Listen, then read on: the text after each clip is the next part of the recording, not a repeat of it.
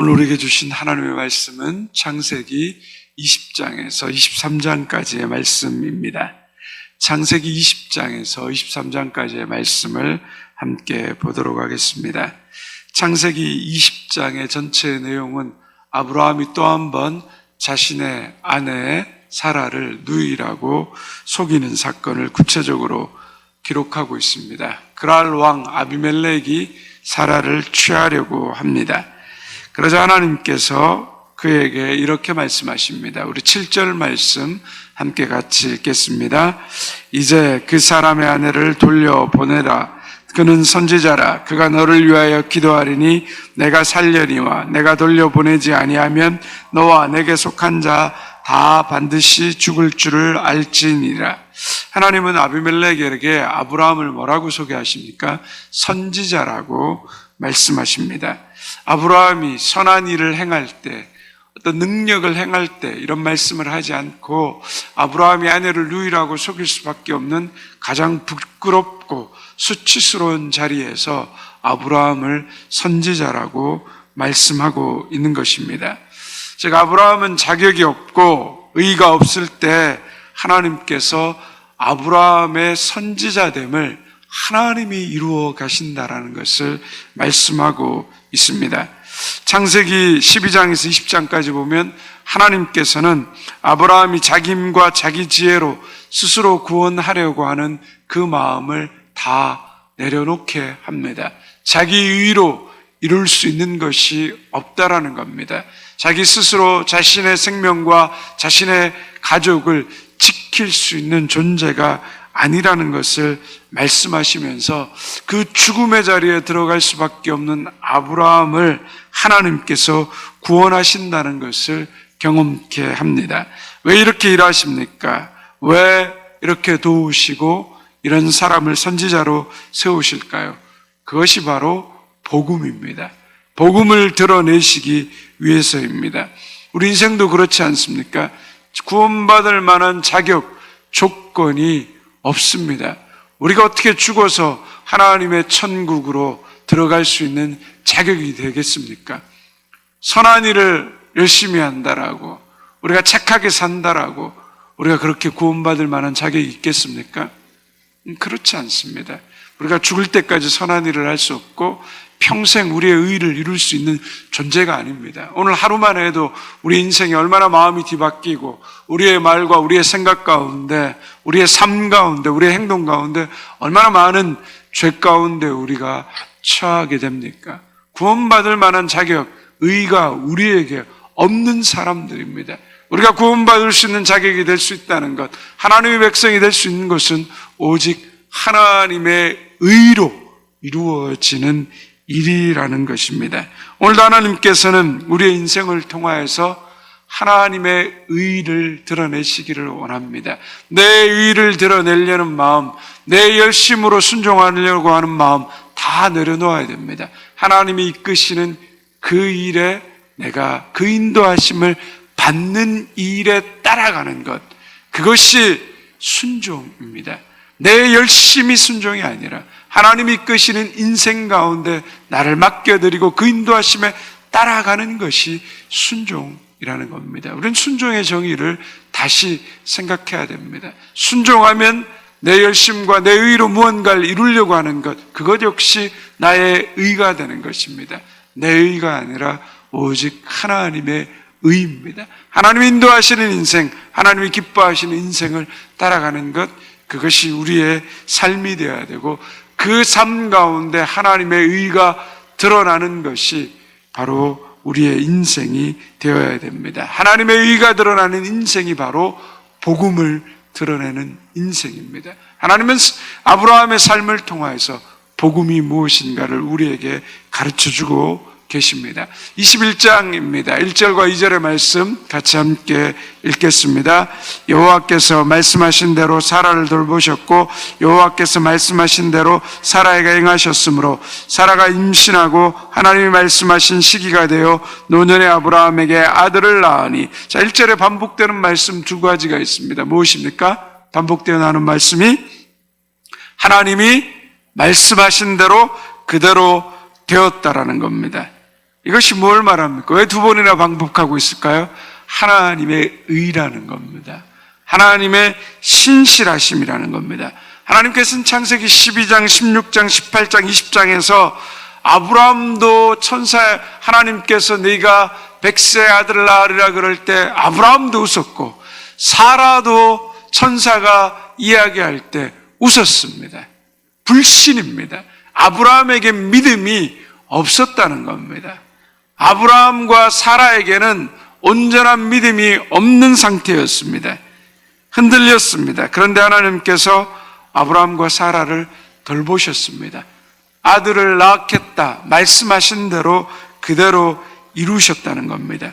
하나님은 하나님이 행하시는 일을 말씀하신 약속과 그 언약을 지키시는 분입니다. 아브라함과 사라의 이야기는 아브라함과 사라의 믿음을 드러내는 이야기 아니라 아브라함과 사라를 향한 하나님의 은혜, 신실하심, 의를 드러내는 이야기입니다. 오늘 우리의 인생도 마찬가지라는 거죠. 내 의를 드러내는데 초점이 맞춰지면 안 되는 것입니다. 오늘 내가 이룬 삶, 내가 이룬 인생, 내가 오늘 있는 이 자리는 하나님께서 인도한 인생이라는 겁니다. 내가 성공했습니까?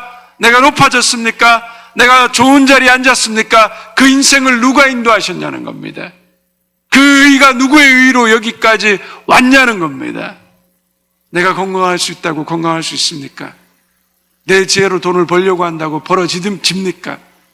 오늘 내가 이 자리에 있는 것은 하나님의 은혜의 자리입니다. 하나님의 의가 드러나는 자리입니다.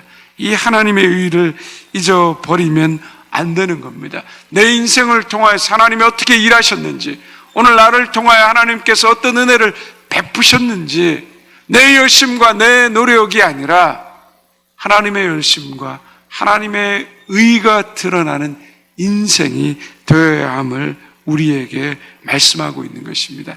22장입니다. 하나님께서 아브라함에게 이삭을 번제물로 바치라고 합니다. 2절에 보면 아들을 바치라고 한 것은 아브라함을 시험하기 위해서다. 템테이션이 아니라 테스트하기 위한 겁니다. 하나님께서 아브라함을 지금까지 하나님의 의로 인도하셨는데 그를 최종 믿음 가운데 테스트하고 계십니다. 그동안 하나님께서 인간의 힘과 능력, 인간의 의를 이루려고 했던 아브라함이 전능하신 하나님을 믿고 의지하도록 하나님이 그렇게 인도하셨는데 이제 마지막 시험을 통해서 아브라함이 정말 하나님을 신뢰하는가 하나님이 보시고자 원하셨습니다.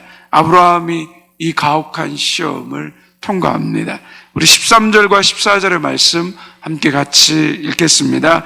아브라함이 눈을 들어 살펴본 즉 한 수량이 뒤에 있는데 뿔이 숯불에 걸려 있는지라 아브라함이 가서 그 수량을 가져다가 아들을 대신하여 번제로 드렸더라.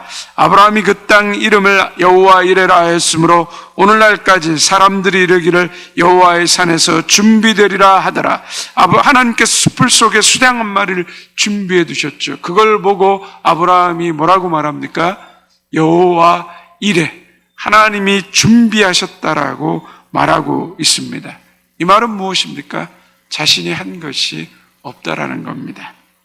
하나님이 일하셨고 하나님이 준비하셨다라는 고백입니다. 여러분 생각해 보십시오. 물론 그 믿음이 커 보이죠. 그런데 아브라함이 한 일은 뭡니까? 하나님이 내 아들 이삭을 바치라고 그 하나님의 인도하심에 뭐죠? 순종한 겁니다. 그게 순종입니다. 자기 열심이 아닙니다. 하나님의 인도하심에 기꺼이 내어 드렸더니 뭘 봅니까? 하나님이 행하시는 놀라운 일을 보는 것입니다. 그래서 아브라함이 여호와께서 준비하셨다라고 말합니다. 우리는 우리가 하나님께 충성한다라고 생각할 때가 많습니다. 그런데 어떻습니까? 아브라함의 인생을 통하여서 우리가 계속 보게 되는 것은 아브라함을 향한 하나님의 열심, 그 인생을 이끄시는 하나님의 일하심과 준비하심입니다. 오늘도 하나님은 우리의 인생을 앞서서 인도하시고 앞서서 일하시고 믿음이 연약한 우리에게 생명과 구원을 주시기 위해서 오늘도 하나님의 열심을 이루어가고 계십니다. 오늘도 우리를 향하여서 일하시는 여호와 이레의 하나님, 그 하나님의 인도하심에 순종함으로 하나님이 일하시는 은혜와 영광을 볼 수 있는 저와 여러분 되시기를 소망합니다. 23장입니다. 사라의 죽음과 장례를 치르는 이야기를 자세히 기록하고 있습니다. 사라의 죽음이 어떤 의미를 지니고 있기에 성경은 이렇게 사라의 죽음과 헷족속과의 거래를 상세하게 기록하고 있을까요?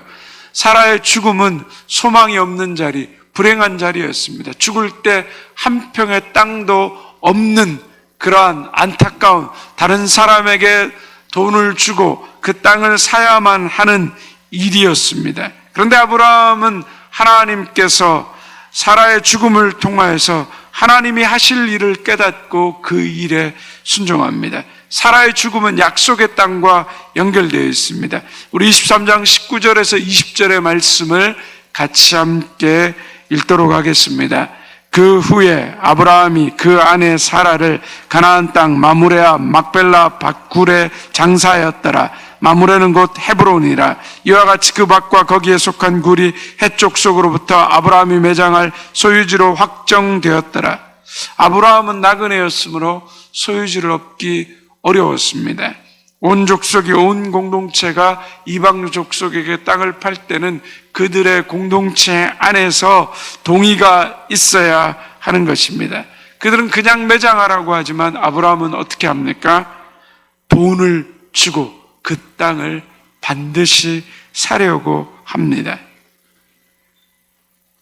이들은 죽어서도 하나님께서 자신들에게 약속하신 그 약속의 땅을 하나님이 주신 땅으로 생각하고 자신들이 해야 할 일들을 깨닫고 하고 있는 것입니다. 아브라함이 약속의 땅에서 이곳이 하나님이 주신 땅이라고 믿음을 가졌기 때문에 그 약속의 땅에 다음 후손들을 위해서 하나님 나라를 이루어가기 위해서 자신의 모든 것을 들여 그 밭을 사게 됩니다. 이것은 단순히 죽음의 이야기, 매장지가 없다라는 이야기가 아닙니다. 아브라함이 이제 믿음을 갖고 하나님의 통치와 뜻에 따라 하나님이 이루고자 하시는 그 뜻을 이루는 일에 자신의 전 존재를 드리는 모습을 우리가 보게 되는 것입니다. 우리의 인생도 마찬가지입니다.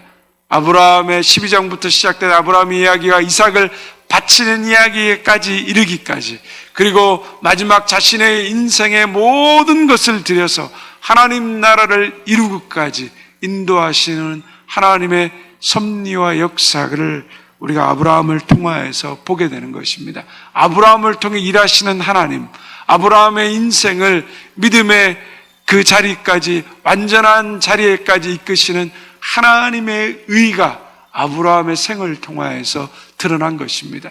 오늘 마찬가지로 하나님께서 우리를 통하여서 그 하나님의 의를 드러내십니다. 저와 여러분의 인생이 하나님의 의를 드러내는 그 하나님의 의가 오늘도 역사되고 있는 그런 복된 인생임을 믿고 오늘 하나님 앞에서 우리의 의가 아닌 하나님의 의를 드러내는 그 순종의 인생 되기를 주님의 이름으로 축원드립니다. 이제 창세기 20장에서 23장까지의 말씀을 경청하겠습니다. 주의 말씀은 내 발의 등이요 내 길의 빛이십니다. 아멘.